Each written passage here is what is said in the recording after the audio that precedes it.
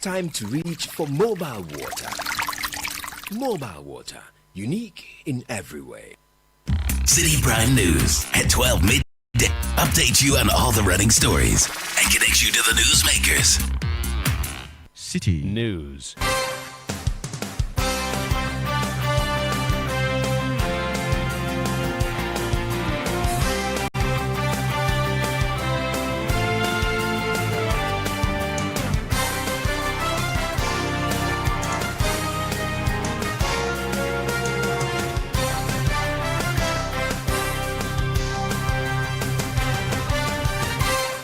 It's midday. A very good afternoon to you and welcome to the Citi Prime News on 97.3 Citi FM. The news is live from our studios at number 11 Dr. Martin Loop in Adabraka, Accra. We are also live on all affiliates across the 16 regions of the country. Western region, Beach FM 105.5, Sky Power FM 93.5, both in Takrady. Bono region, we are live on J Life FM 95.5 in Sunyain.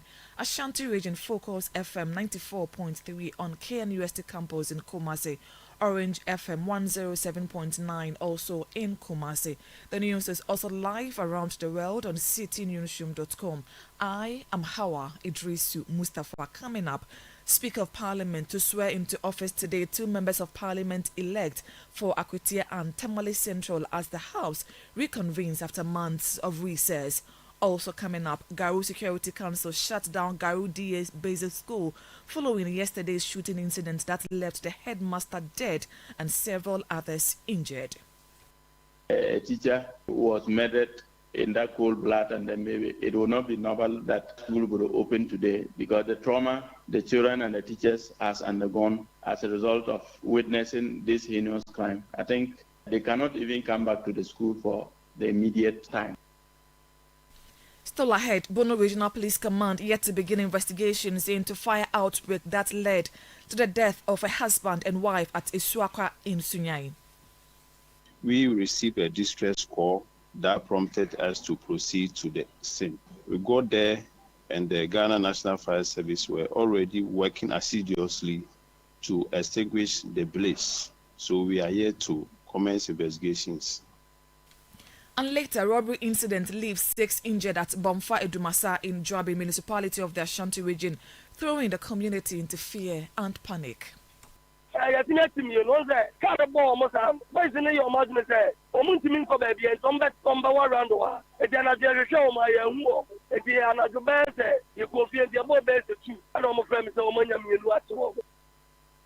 All that and more on Citi Prime News, which is also live in the Volta region on Revival FM 99.3 in Tajo, Northern region, Radio Bimbela 91.9 in Bimbela, Upper East, Mike FM 105.3 in Navrongo, Upper West. We are live on Tunsong FM 97.3 in Wa and Drapa FM 96.1 in Drapa.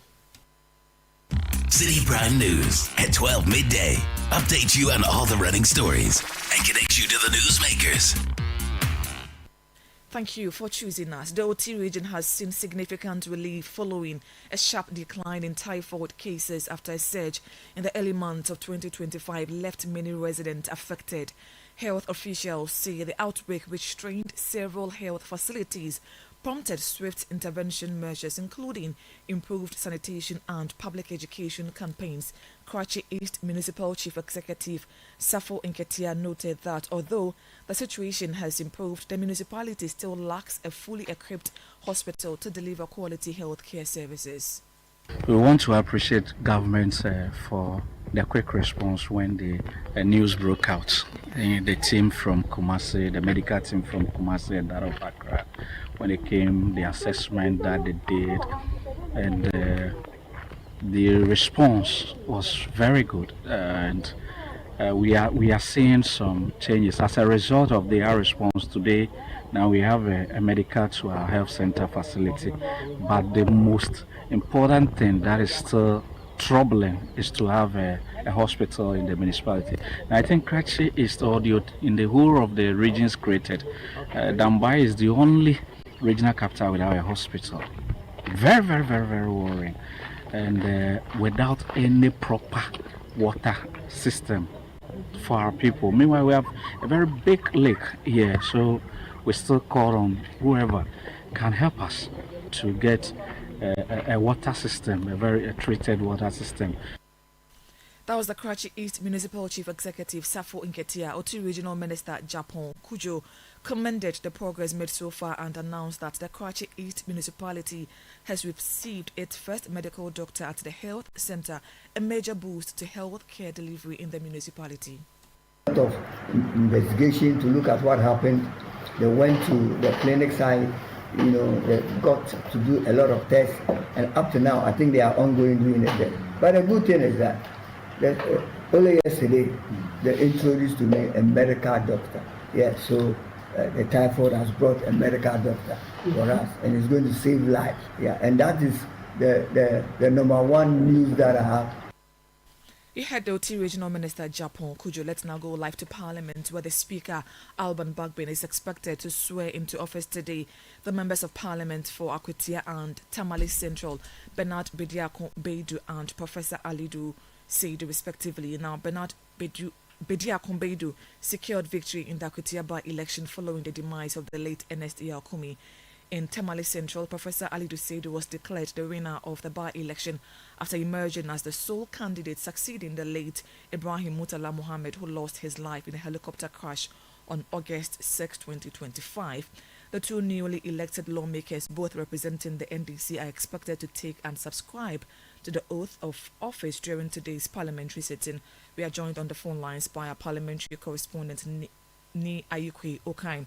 Ayukwe, good afternoon to you. Thank you so much for your time. First, tell us what we are to expect during this session.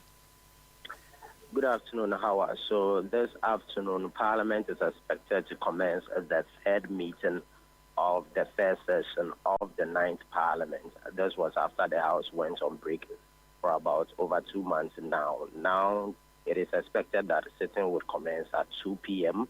At 2 p.m., we'll be expecting to see the Speaker in so that proceedings will take place as scheduled.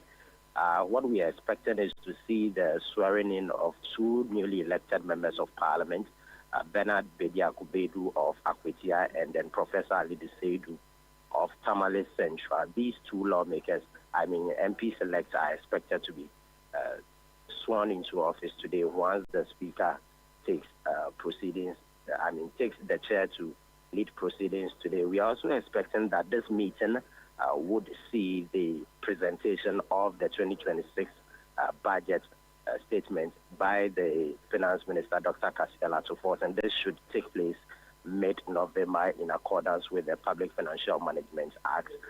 We also expect that following the nomination of Chief Justice Paul Bafoboni, we expect that if that communication has been relayed to the Speaker would make that clear to the House, and then the referral will be made to the Appointments Committee of Parliament, where his nomination would be considered. He will be taken through vetting, and then he would subsequently be confirmed as the Chief Justice of the Republic of Ghana, taking over from Gertrude Isaba Tokonu. So this meeting is expected to see these activities. What we are likely to also see is what has taken place now is the reintroduction of the Human Sexual Rights and Family Values Bill 2025, also known as the Anti-LGBT Bill. We know that this was a bill that was passed by the 8th Parliament. However, the President Akufo-Addo, could not assent to it. And so this was a bill that died with the 8th Parliament. It's been reintroduced again for first reading, and that is what we see on the order paper for today. And this is co-sponsored by 10 members of Parliament from both sides of there. You have Reverend John Intimfodio, MP for Asin South. You have Samuel Nate George, MP for Ningo Pram, Emmanuel Kwesi Bedra, MP for Ho West, Helen Adjuantos, MP for Cratchit West, and then Nalerigu MP Nuruddin Mohammed Mumuni, Vincent Eko Asefo, MP for Otafo, and then Al-Hassan Tampuli Sulemana, MP for Gushegu. You have Rita Naodole Soa, MP for Dadekotopong, Sia Abdul Kabir Mohammed, MP for Walawale, and then the Odotubri MP, Anthony Imie. These are the 10 members of Parliament from both the NDC and NPP caucuses sponsoring the Human Sexual Rights and Family Values Bill, also known as the Anti-Gay Bill. We expect that it would take place this meeting. Within this meeting, they would consider the first reading of it, and then they will work on it for approval. The Speaker, Alban Bagman, has given his assurances that this is a bill that is very close or dear to his heart, and he would ensure that Ghana, prohibits activities of LGBT. Now, what we have also gathered from the business statement for the ensuing week is that the House would reconsider sitting at 2 p.m. Because it isn't favorable. Initially, it was initiated as a policy to offer lawmakers the opportunity to participate in legislative activities. At least in the morning, they will be able to partake in other committee sittings, so that at 2 p.m. it is believed that ministers and then MPs would have the time to be able to present themselves in the chamber for business activities. But what the business committee tells us in the business statement is that this arrangement hasn't been successful due to security concerns and then also health risk that it posed to members of parliament as well as visitors and then also the staff of parliament. So this is an arrangement that is most likely to also be reviewed from next week from 2 p.m. to 10 a.m. Initially it was 10 a.m., but then since the commencement of the 9th parliament, the House decided to sit at 2 p.m. and based on a review of the policy which the committee or the business committee says hasn't been favorable, we expect to see a review of this particular arrangement. So it's a packed, meeting before the House goes on break again for the Christmas festivities in December. Aiko, thank you so much for that comprehensive update from Parliament. You keep an eye on today's proceedings and bring you more here on 97.3 Citi FM. Now, anti-corruption campaigner Vitus Azim has criticized the Office of the Special Prosecutor over delays in the extradition process for former Finance Minister Ken Ofori-Atta. In a recent public remark, the Deputy Attorney General said the AG's department had made several requests for the case docket, but the OSP is yet to make it available. The OSP has, however, denied any delay in the process. Despite the denial, Vitus Azim told Citi News that the Special Prosecutor must take responsibility for the delay in extraditing Ken Ofori-Atta. I think it means that there is some kind of friction between the two institutions, and the Deputy Attorney General does not want his office to take the blame for the long delay in handling the Ken Ofori-Atta's case, and that's why he had to come public. And it's not the first time. The Attorney General keeps coming to brief Ghanaians on the issues that the cases that he's handling, and so this is just to update Ghanaians on why the Ken Ofori-Atta's extradition case is still not being handled. And what do you make of the OSP's response? They are sort of pushing back on the narrative that they are the one delaying the process. Who initiated the process? It wasn't not the special prosecutor. You said you issued a wanted. You said that he was wanted. So you had done some investigations and found out that it was necessary to look for him. So you initiated the process. So if there's a delay, why wouldn't you be held responsible for that delay? You made it known to us that you had initiated the process of getting him extradited back from wherever he is. And so you raise Ghanaians' expectations. And if that's not happening, then we have a right to blame you for that delay. The anti-corruption crusader also says despite the delays, calls for the removal of the special prosecutor are premature. I think that it's too early for us to be talking about his being removed. Maybe he should be blamed for the delay, but that should not be enough. That's not enough to me for people to call for his removal. I don't agree with that view. You heard anti-corruption crusader Vitus Azim. This is still the Citi Prime News on 97.3 Citi FM. I am Hawa Idrisu Mustafa. Still to come. Garu Security Council shut down Garu DA Basic School following yesterday's shooting incident that left the headmaster dead and several others injured. We have details of that plus other stories coming up shortly. Please don't go away. Citi Prime News at 12 midday. Update you on all the running stories and connect you to the newsmakers.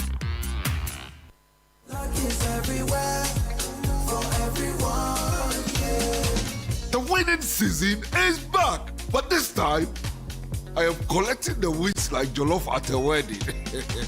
The luckiest season 3 is here. Your chance to flip your luck or maybe your bank account too. 2 easy ways to join. Dial *712#. Hit 1 to buy for you or 2 to gift a friend. Feeling lucky? Pick 1 for a random number or hit 2 to choose your own. Pay with mobile money. Done. You're in. Or go to the luckiestafrica.com, click community tickets, choose your number, or let the system do so for you. You can buy a ticket for your boo or your favorite barber. Pay with Momo or card if you're abroad.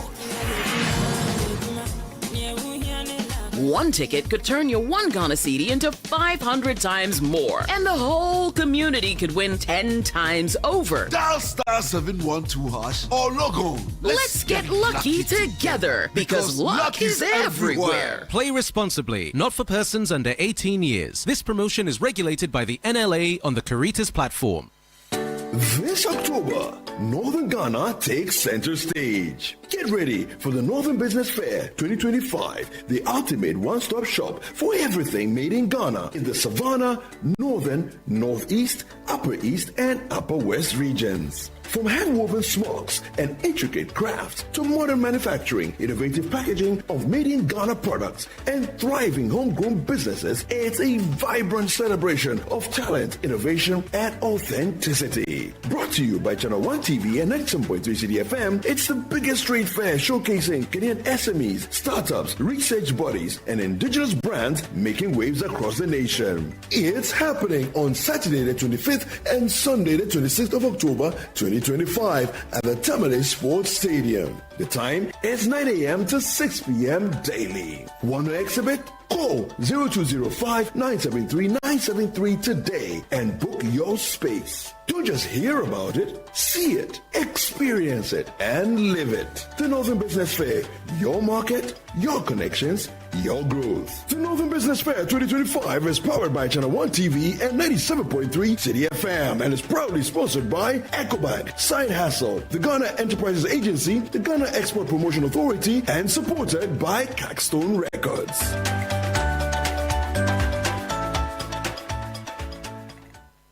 Citi Prime News at 12 midday. Update you on all the running stories and connect you to the newsmakers. Yeah, welcome back. Now, a robbery incident at Bomfa Idumasa in the Jobi municipality of the Ashanti region has left 6 people injured, and the community gripped with fear. According to the assembly member for the area, Andrew Ejapon, the attack occurred around 7:30 p.m. last night when robbers on a motorbike targeted some gold buyers and fired shot indiscriminately while fleeing. 6 residents were hit by stray bullets and are receiving treatment at various hospitals. 2 suspects have been arrested and handed over to the Konongo Divisional Police Command for investigation. Government hospital and hospital. Some of the injured victims are receiving treatment at various hospitals. The incident occurred around 7:30 p.m. yesterday. The robbers reportedly targeted some gold buyers in the community but began shooting as they fled the scene after the robbery. 2 of the suspects have been arrested and handed over to the Konongo Divisional Police Command.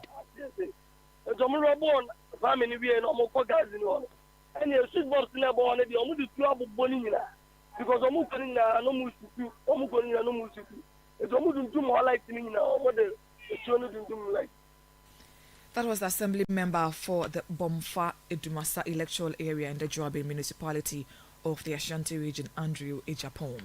The Garu DA Junior High School in the Upper East region has been temporarily closed following the killing of its headmaster Yahaya Bukari. Now, Yahaya Bukari was reportedly shot while attempting to usher students into their classrooms after hearing gunfire. Eyewitnesses say 4 armed men on 2 motorbikes stormed the town and opened fire, killing 4 people, including the headmaster. District Chief Executive for Garu, John Abavari, told Citi News that security has been intensified in the area to protect residents.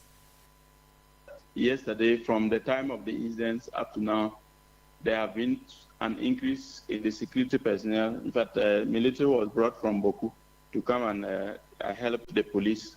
But for the assailants or the attackers, after they have fled away, For now, we don't have any information about them yet. What is the security in the schools as students go to school? Because we know that NAT has also called on the teachers not to go to the school because of the security situation.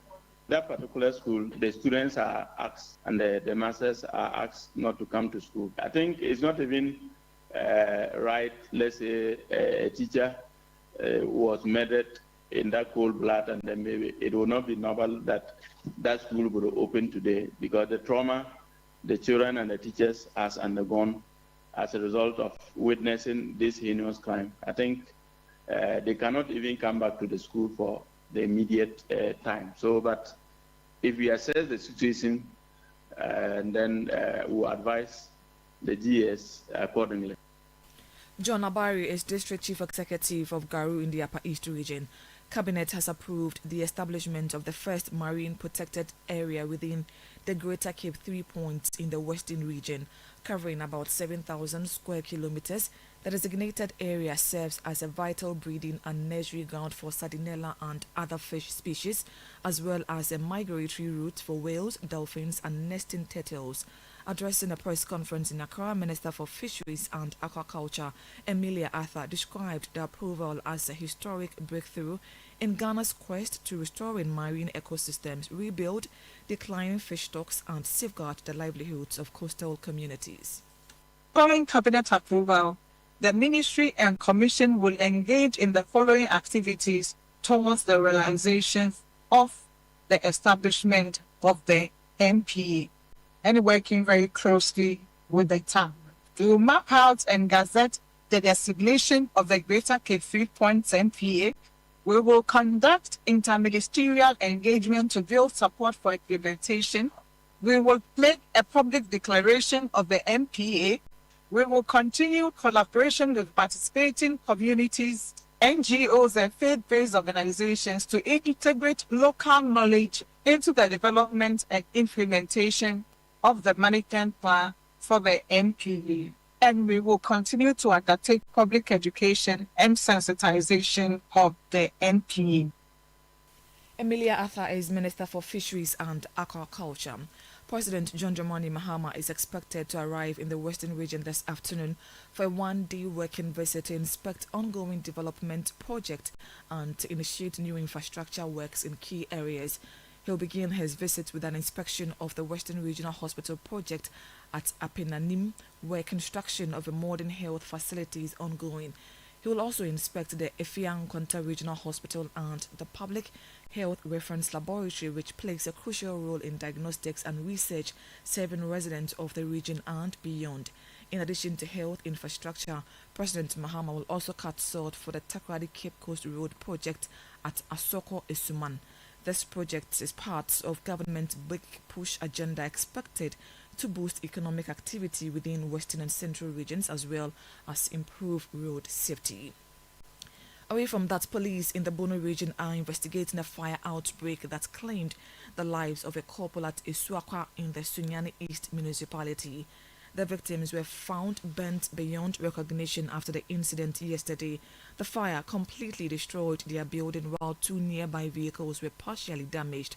Bono Regional Police Public Relations Officer Chief Inspector Thomas Akila says the bodies have been taken to the Sunyani Teaching Hospital for autopsy as investigations continue. Currently, we are yet to commence investigation into the cause of the fire outbreak. We received a distress call that prompted us to proceed to the scene. We got there and the Ghana National Fire Service were already working assiduously to extinguish the blaze. So we are here to commence investigations into it. Were there other people in the house with them when the incident occurred, or there were only two people in there? Per the report that we are getting, they were the only two. And in your statement, you also indicated that there was damage to their vehicles. Yes, it was partly damaged. Okay, so when you say partly damaged, what do you mean, sir?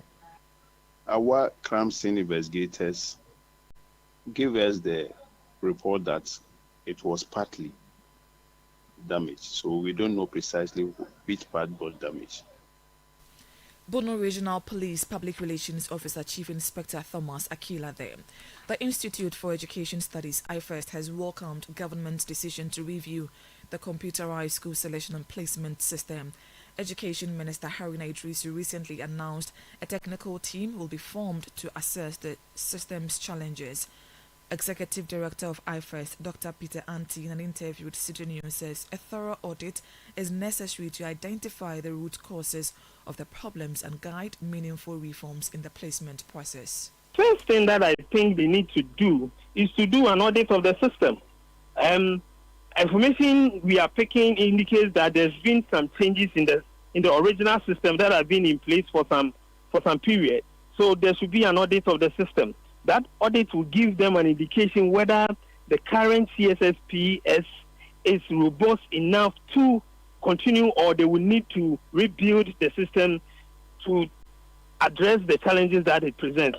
But more importantly, there should be a comprehensive review about the model of selection that we have adopted. I think that the technical committee that is going to advise the minister should look at the fact that most of these challenges emanate from the fact that students are made to select schools before they see their results. Dr. Peter Anti is Executive Director of the Institute for Education Studies. The Inspector General of Police, Christian Teto Yohonu, has dispatched a special investigations team to Kumasi to probe the death of a Senegalese goalkeeper. The 20-year-old was confirmed dead at the Menchia Hospital after reportedly sustaining multiple abdominal injuries from an accident.